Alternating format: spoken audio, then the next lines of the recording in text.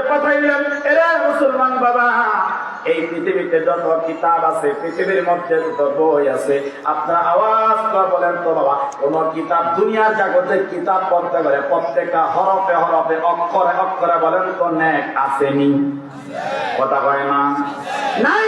দুনিয়ার সাধারণ জাগতিক কিতাব, এটা দুনিয়ার উদ্দেশ্য কামাই করার জন্য যে কিতাব লিখেছে, যে কিতাব রচনা করেছে, আওয়াজ করে বলেন তো ওই কিতাব পড়লে কোনো ন্যাক হয় না। কিন্তু কোরআন, যেটাকে আল্লাহ তাআলা লৌহে মাহফুজ থেকে প্রথম আকাশ থেকে জিবরাইলের মাধ্যমে নবী আলাইহির রহমার উপরে 23 বছরে আল্লাহ পাক দীর্ঘ সময় ধরে আল্লাহ পাক নবী আলাইহিস সালামের উপরে অবতীর্ণ করলেন, নাযিল করলেন। চিল্লায় আওয়াজ করে বলেন তো এই কিতাব তিলাওয়াত করলে প্রত্যেকটা হরফে হরফে, প্রত্যেকটা অক্ষরে অক্ষরে বলেন তো ন্যাক আছে না নাই?